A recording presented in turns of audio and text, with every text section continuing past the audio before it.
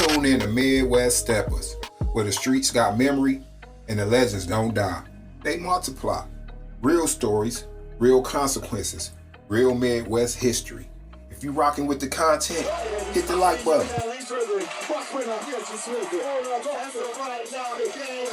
Bone Skanless. This story starts in Saginaw, Michigan, a small city with a big reputation, a place where murder rates stay high and opportunity stay low. Saginaw County violence is tearing through the streets, injuring 10 and killing 2 men in the past week. NBC 25's Josh Marshall is in Saginaw, where residents are calling this rash of violence terrifying. Josh? Brittany, everywhere you look, there's remnants of memories for those lost in Saginaw County because of violence. Right here are just a few of them, spray painted on the wall of this liquor store in their memory because they were killed here. Now and more, but now we're learning that crime is at its highest in both Flint and Saginaw. We spoke to Police Sergeant Joseph Raleigh, and he says crime is 100% higher than it was in both cities. It's here where Dieon J.L. Smith, the world will later know as Bone Scalis, was born on December 19, 1973. He didn't have an easy start. He grew up fighting the streets and fighting scleroderma and a bone disease that gave him the nickname Bone long before the music did. People say the pain made him hard early. People say the environment made him even harder. Whatever the reason, by the time he was a teen, Bone already had a name that you didn't play with in Saginaw. Nobody know the real reason he left the city. Some said he got into something. Others said the heat in Saginaw was getting too close. Some say he just had family in Flint. Whatever the truth, when he arrived in Flint, Deion became the Bone that we all know today.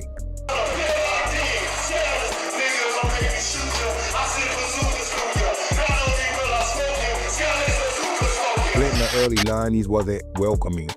It swallowed outsiders, but Bone blended in instantly, like the streets already knew him. Before the rap, he had a reputation. Before the rap, he had presence. And in Flint, presence was currency. That's what I do on probation. Shouts out to the motherfucking fans, kiss my ass, suck my dick, all the good shit. I'm in the love. Once Bone stepped into the booth, his music hit hard because every bar sounded like something people had already heard about him in real life. He dropped the streets of Saginaw in 1992. Then that nigga Bone in 1994. His delivery was cold, criminal detail, explicit scenes, gritty storytelling. It wasn't entertainment to the local streets. It was familiar. And Flint talked.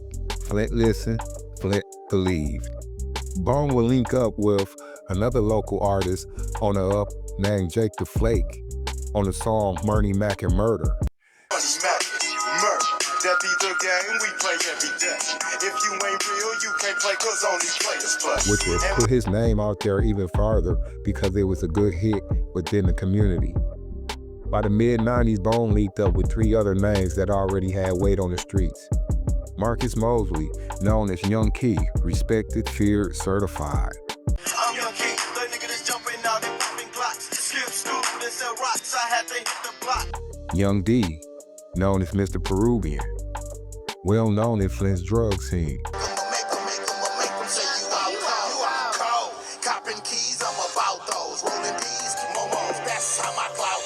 Bulletproof, a hustler with his own record of street activity.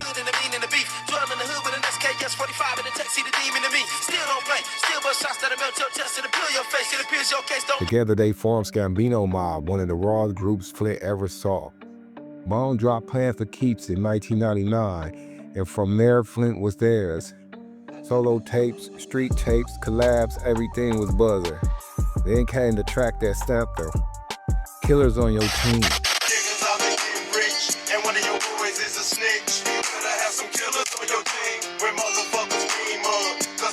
When that dropped in the club, it was over. Crowds rushed to the floor, pushing, fighting, screaming. The lyrics, it wasn't a dance song, it was like a war drum. I remember that.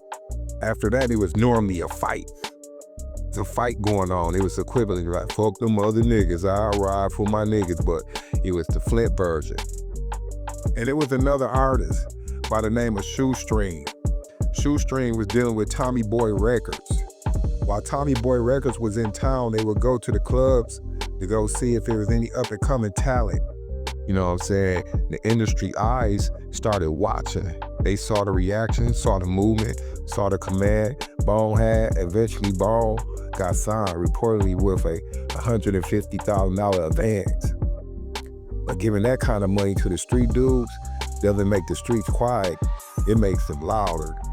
Before the deal, after the deal, didn't matter. The streets were already full of stories about Skambino Mob, who they pressed, who they robbed, who they went after, who they allegedly handled. Rumors of disguised setups, shootings, popping out of bushes or clubs. Flint turned the group into an urban legend while they were still alive. They wasn't playing about that. I remember, I ain't gonna say his name because I don't know if he actually got charged for those cases, but it got Honey, you know, one of the guys they used to send on hits, you know what I'm saying? He used to put on like high heels and a dress and a wig. When we ride for homicide and nothing less. Dress to kill, I come in high heels and a lady's dress. Wait on people and gun them down. You know what I'm saying? Handle business like popping out a pile of leaves in the fall time like a real scary dude. You know what I'm saying? But let's keep going. To the people listening, their music wasn't rap, it was a documentation. See, them boys, you know, they was going crazy out here. Whole bunch of rumors about what they did, didn't do, but you know, the turning point, you know, Bone couldn't stay out of trouble. They used that $150,000 and did street activity. Instead of focusing on what got them the $150,000, the rap stuff, I think they would have did better if they would have focused on that. But I tell you what, the shooting of Maurice Baker, May 21st, 2001 was the turning point. 2 murders had happened blocks apart. Let me tell y'all about what happened there. The situation that got Bone caught up in a case that will further cement his legacy. The shooting of Maurice Baker, May 21st, 2001. This day became the turning point. 2 murders happened blocks apart. One was Gina, a respected female dealer with a big operation. I tell you about Gina. Gina was fine. I had a crush on Gina, and she was getting money, man. She was like one of them stud type chicks, you know what I'm saying? Well, a fine one though, had bitches. And nigga, she was cold with hers, I ain't gonna lie, you know what I'm saying? I messed with her a few times on that one tip, but she had got some, I don't know what happened with her story, you know what I'm saying? We gonna get into her story, Gina, and whoever remember Gina, but Gina had got, you know, killed that same day too. And the police was there investigating that. Minutes later, Maurice Baker, known for being up at the Four Corners, well, it's that four-way. He used to be up at four-way and stuff, was shot. The reason depends on who you ask. But what's known is Baker was shot twice, once in the chest and once in the pelvis. Police already close investigating the other murder heard the shots and were on the scene instantly. When the police hit the corner, rumor is he was kicking dog out the car. I'm a Uno, they say I kill, you know. I ain't saying no names, I ain't playing no games. And the police was right behind him, you know. 2 people were arrested right away. Bone, he fought the case, walked into court looking the opposite of his street persona. Glasses, clean clothes, calm, soft-spoken. One witness pointed and yelled, "It's him, that's him." I went to his trial. It's a lady screaming like she done seen Jason or some shit. Like that's him. My nigga got glasses on looking like a college professor, like. But Ball sat there cool. He claimed self-defense. He claimed the other man tried to rob him. One of them backed up his version, and Ball beat the case. Like Ball had people so scared of him that it's rumored that the dude Brown, that's his name, the other guy that was involved or in the car when Baker was shot, it's rumored that Bone went to rob both of them. And when Bone got locked up for that murder, he had so much reach in the streets that he made the other dude, the victim's friend, testify on his behalf, telling the police that him and the other dude came to rob Bone, and Bone protected himself, so he got off on self-defense. And the other guy got sentenced to 7 years for his part in the whole shindig, in the whole scenario. Some real gangster mob stuff, you know what I'm saying? They're really on that mob stuff. My niggas don't die. They multiply for every nigga that you lock up. Another one. People say that changed everything. The city's getting hotter, you know? Bone didn't calm down. 2003, he was shot 5 times, close range. I had some beef on the streets, bitch niggas shot up my crib. Disrespected where I live. It's murder, I can't forgive. 2005, he got arrested for armed robbery and home invasion. But nothing hit harder than what happened in 2004. The murder of Bone's niece, the breaking point. Now, I'm gonna tell y'all the story about what happened to his niece.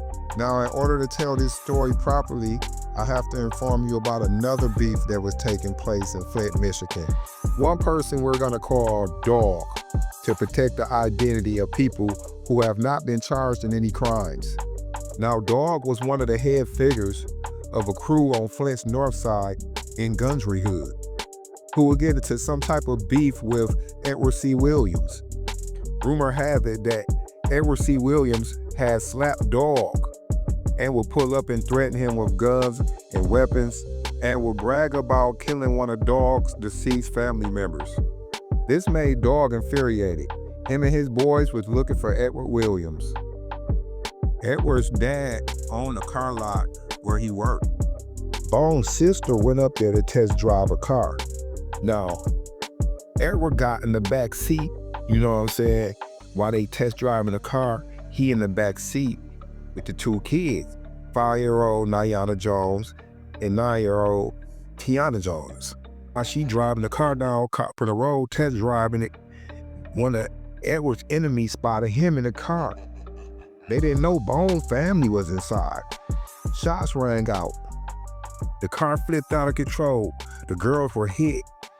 Tiana survived, Nyana didn't. It shook the whole city.